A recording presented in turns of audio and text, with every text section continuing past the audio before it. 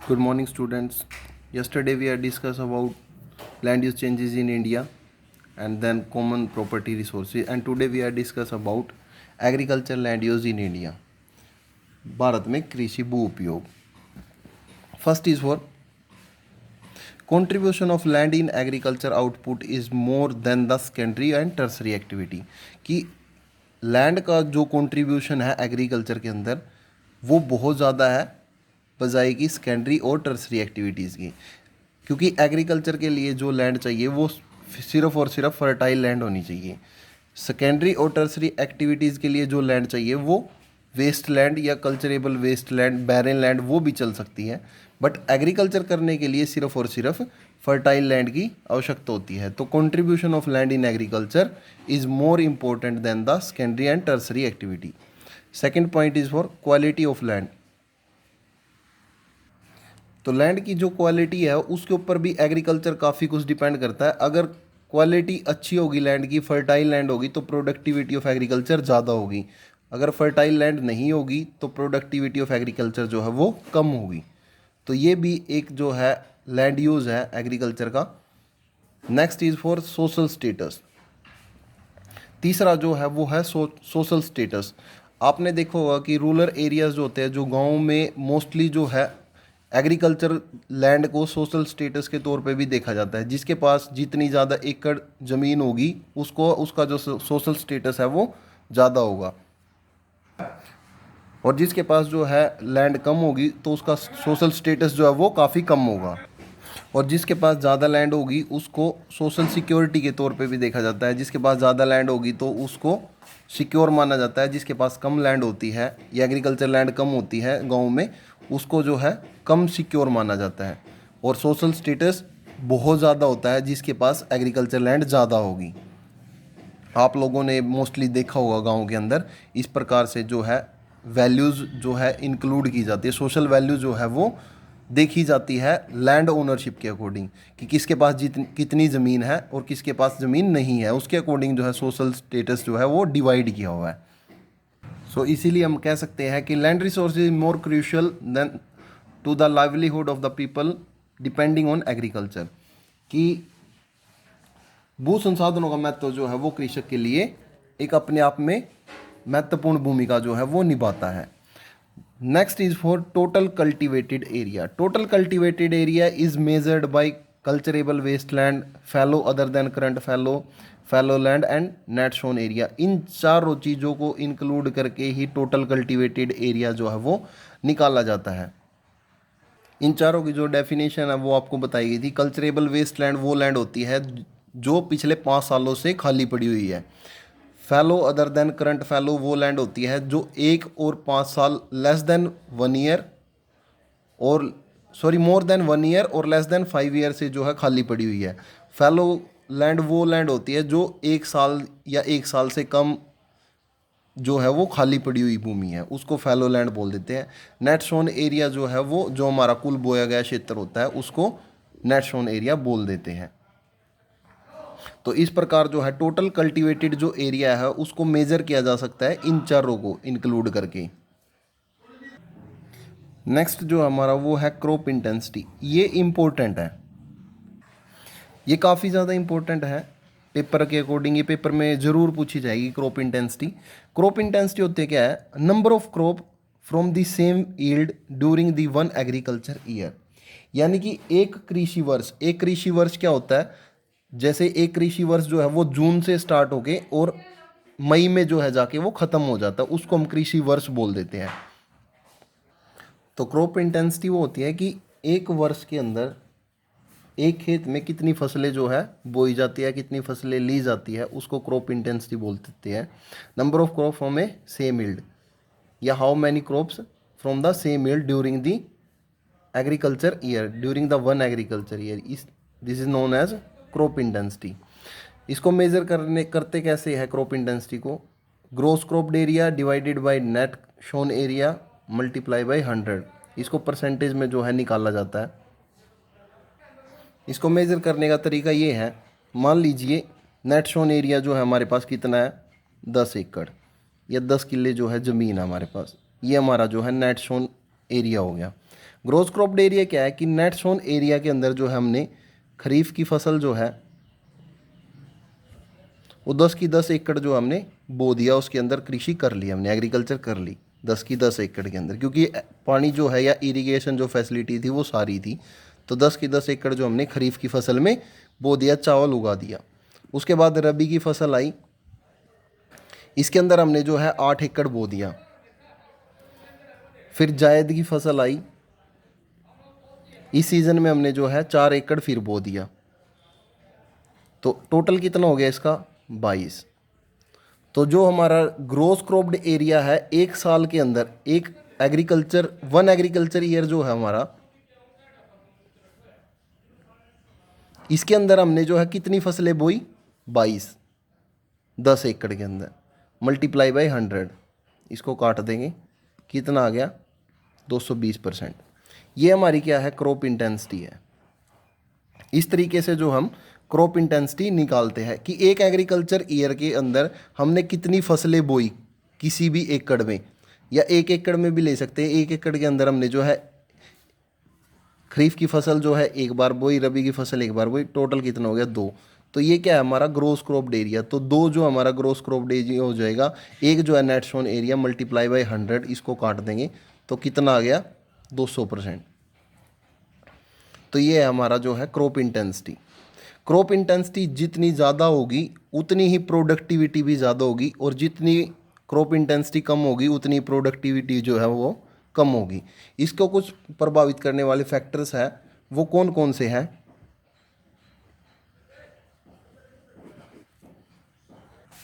ये जो है क्रॉप इंटेंसिटी को प्रभावित करने वाले फैक्टर्स हैं। First is for irrigation, second is for insecticide and pesticide, high quality seed, and fourth is for technology. जहाँ पे इरिगेशन फैसिलिटी ज़्यादा होगी वहाँ पे प्रोडक्टिविटी, एग्रीकल्चर की जो प्रोडक्टिविटी है वो ज़्यादा होगी, और जहाँ पे इरिगेशन फैसिलिटीज़ कम होगी वहाँ पे एग्रीकल्चर प्रोडक्टिविटी जो है कम होगी। ऐसे ही इंसेक्टिसाइड और पेस्टिसाइड है, हम जो है मैक्सिमम प्रोडक्टिविटी लेने के लिए जो हम इंसेक्टिसाइड और पेस्टिसाइड्स का यूज़ कर लेते हैं एग्रीकल्चर में। हाई क्वालिटी ऑफ सीड, हमारे पास जो है green revolution, after green revolution जो है वो 1966 के बाद आया था।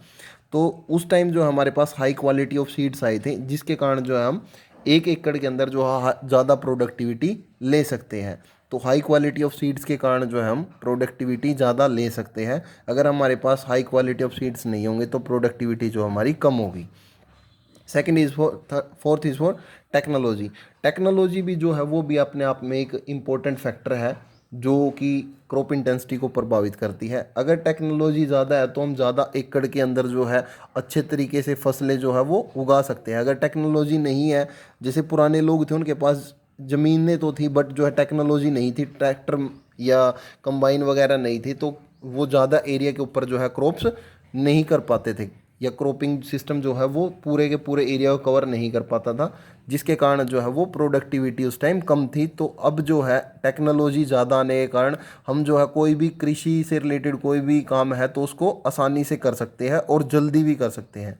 टाइम कंज्यूमिंग नहीं है, टाइम सेविंग जो सिस्टम लेके आया है वो टेक्नोलॉजी के कारण ही आया है। तो आप लोगों को समझ आया होगा कि क्रॉप इंटेंसिटी होता क्या है। क्रॉप इंटेंसिटी जो है एक कृषि वर्ष में एक खेत के अंदर कितनी एग्रीकल्चर जो है वो उगाई जाती है, या कितनी फसलें जो है वो उगाई जाती है, एक उगाई जाती है, दो उगाई जाती है। अपना जो एरिया है इसके अंदर मोस्टली जो है 2 फसलें जो है उगाई जाती है, उसको हम क्या बोल देते हैं क्रॉप इंटेंसिटी। समझ आया होगा आप लोगों को, एक बार फिर से समझा देता हूँ। क्रॉप इंटेंसिटी क्या है कि number of crop from a year, ये देख लीजिए आप, number of crop from a same yield during one agriculture year, कि एक कृषि वर्ष के अंदर एक खेत के अंदर कितनी फसलें उगाई गई उसको हम क्रॉपिंग इंटेंसिटी बोल देते हैं। ये इसको मेजर करने का तरीका है gross cropped area divided by net sown area multiply by 100। तो ये जो है इम्पोर्टेंट है, आपके पेपर के अकॉर्डिंग ज़रूर पूछा जाएगा कि क्रॉप इंटेंसिटी क्या होती है।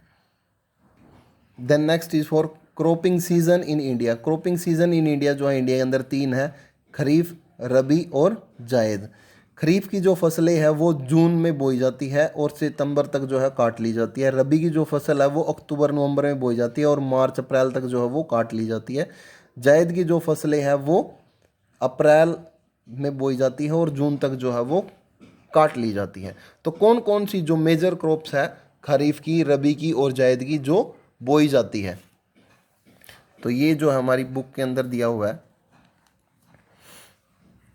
क्रॉपिंग सीजन इन इंडिया, खरीफ की जो फसलें हैं वो जून से सितंबर, जून में बोई जाती है और सितंबर तक काट ली जाती है। तो कौन कौन सी है? राइस है, कॉटन है, बाजरा है, मेज़ है, ज्वार है, तूर है। ये जो फसलें हैं बेसिकली ये खरीफ फसलें हैं जो जून में बोई जाती है और सितंबर में जो है काट ली जाती है। अगर हिंदी के अंदर बात करें तो खरीफ की फसलें कौन सी है? चावल है, कपास है, बाजरा है, मेज़ होता है मक्का, ज्वार को ज्वारी बोल देते हैं, तुर जो होती है वो दालें होती है जिसके अंदर जो हम लोग अरहर की दाल भी इंक्लूड कर सकते हैं, या फिर काले चने जो होते हैं वो भी इसी के अंदर ही इंक्लूड हो जाते हैं। तो राइस जो है चावल है, कॉटन कपास होता है, बाजरा को बाजरा ही बोल देते हैं, मेज़ को मक्का, ज्वार को ज्वार और तुर जो है वो दालें होती है, पल्स जो होती है उसके अंदर इंक्लूड हो जाता है। तो ऐसे ही रबी की जो फसलें हैं वो अक्टूबर में बोई जाती है और मार्च अप्रैल तक काट ली जाती है। इसके अंदर गेहूँ, वीट, ग्राम, रैपसीड्स, मस्टर्ड और बार्ले, तो ये सारी की सारी एग्रीकल्चर जो है ये रबी की फसलें हैं। रबी की जो फसलें हैं वो है गेहूँ, ग्राम जो है दालें होती है, रैपसीड जो एंड मस्टर्ड और बार्ले। मस्टर्ड जो होती है वो मस्टर्ड सरसों को बोल देते हैं, बार्ले जो है वो जौ होती है उनको। ये सारी की सारी जो फसलें हैं ये रबी की है। जायद के अंदर जो हम बेसिकली फ्रूट्स और वेजिटेबल और फोडर्स जो क्रॉप्स हैं उनको शामिल करते हैं जायद फसलों के अंदर। ये अप्रैल और जून के अंदर जो अप्रैल में बोई जाती है, जून तक जो है कट जाती है। सब्जियां वगैरह, फ्रूट्स वगैरह और घास जो पशुओं को खिलाने के लिए जो चारा जो होता है वो जायद फसलें होती हैं। तो फोडर क्रॉप्स उनको बोल देते हैं जो चारा होता है पशुओं को चराने के लिए। Then next is for types of farming on the basis of moisture के अकॉर्डिंग जो है टाइप्स ऑफ फार्मिंग दो प्रकार की होती है, टू टाइप्स की होती है, इरिगेटेड फार्मिंग और rain fed farming. Irrigated farming वो होती है जहाँ पे इरिगेशन के द्वारा एग्रीकल्चर की जाए, और रेन फेड फार्मिंग वो होती है जहाँ पे बारिश के ऊपर ही जो है बेसिकली एग्रीकल्चर जो है डिपेंड करती है। इरिगेशन फार्मिंग जो है वो आगे जाके टू टाइप्स में जो है डिवाइड हो जाती है, प्रोटेक्टिव इरिगेशन फार्मिंग और next is for productive irrigation farming. Protective irrigation farming, protective वो होती है कि जो फसलों को प्रोटेक्ट करने के लिए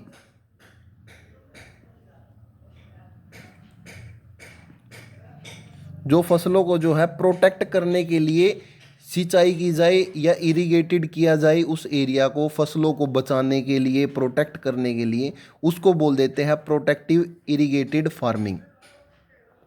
इसके अंदर जो है बेसिकली जहाँ पे नमी की कमी पाई जाती है तो वहाँ पे जो है फसलों को नष्ट होने से बचाने के लिए जो है यहाँ पे सिंचाई की जाती है। पानी की कमी होती है इस एरिया के अंदर, तो उन एरिया के अंदर जहाँ पे फसलों को बचाने के लिए इरिगेशन या सिंचाई की जाए उसको प्रोटेक्टिव इरिगेशन फार्मिंग बोल देते हैं। Next is for productive irrigation farming, जहाँ पे प्रोडक्शन लेने के लिए, जहाँ पे एग्रीकल्चर के अंदर मैक्सिमम प्रोडक्शन लेने के लिए सिंचाई का प्रयोग किया जाता है, वहाँ पे उस एरिया को जो है प्रोडक्टिव इरिगेशन फार्मिंग जो है बोल दिया जाता है। इसके अंदर जो है मैक्सिमम जो है पानी के द्वारा सिंचाई करके जो है मैक्सिमम प्रोडक्टिविटी का उत्पादन जो है वो किया जाता है। मैक्सिमम प्रोडक्टिविटी जो है लेने के लिए बेसिकली इसमें इरिगेशन किया जाता है, तो इसको बोल देते हैं प्रोडक्टिव इरिगेशन फार्मिंग। जो प्रोटेक्ट करने के लिए फसलों के प्रोटेक्ट करने के लिए जो है बचाने के लिए जो इरिगेटेड किया जाता है उसको प्रोटेक्टिव इरिगेटेड फार्मिंग बोल देते हैं। Next is for rain fed farming, they are divided into two parts, wetland farming and dry land farming. Wetland farming वो फार्मिंग होती है, सॉरी हाँ, वेटलैंड फार्मिंग वो फार्मिंग होती है जहाँ पे 75% से ऊपर रेनफॉल या 75 सेंटीमीटर, सॉरी 75 सेंटीमीटर से ज़्यादा जो है रेनफॉल होती है उस एरिया के अंदर जो है वेटलैंड फार्मिंग की जाती है। और जहाँ पे लेस देन 75 सेंटीमीटर जो है रेनफॉल होती है उस एरिया के अंदर जो है ड्राई लैंड फार्मिंग की जाती है। तो ये बेसिकली जो है रेन फेड जो फार्मिंग है उसको टू टाइप्स में जो है डिवाइड किया गया है, wetland farming and dry land farming. Wetland farming के अंदर जहाँ पे रेनफॉल 75 सेंटीमीटर से ज़्यादा होती है उस एरिया के अंदर वेटलैंड फार्मिंग की जाती है। बेसिकली इनके अंदर जो क्रॉप्स बोई जाती है वो है वीट, राइस। और ड्राई लैंड फार्मिंग के अंदर जो है बेसिकली यहाँ पे लेस देन जो है 75 सेंटीमीटर रेनफॉल होती है, 75 सेंटीमीटर से भी कम जो वर्षा होती है उस एरिया को ड्राई लैंड फार्मिंग की जाती है। इसके अंदर बेसिकली कौन कौन सी फसलें जो आती है वो है राई, ज्वार, बाजरा, मेज़, मक्का, रागी। तो ये सारी की सारी जो फसलें हैं ये ड्राई लैंड फार्मिंग की है। और वेट लैंड फार्मिंग की ये सारी की सारी जो फसलें हैं ये वेट लैंड फार्मिंग की है। तो आपका जो होमवर्क है आज का, टू रीड चैप्टर 5। तो आपको जो 5वां चैप्टर है जो अभी तक हुआ है उसको लर्न करना है, रीड करना है। और जो बेसिकली जो इसकी टर्म्स है जैसे क्रॉप इंटेंसिटी हो गया, और जो पीछे जैसे culturable wasteland, wasteland, barren land, net sown area, gross cropped area, इनको भी आप लोग जो है कंटिन्यूटी में इनसे अटैच टच में रहिए, क्योंकि इनको भूल गए तो ये चैप्टर जो है समझ पाना बहुत मुश्किल हो जाता है। तो आप लोग जो है इसको दोबारा एक बार फिर से जो है इनको लर्न कर लीजिए टर्म्स को।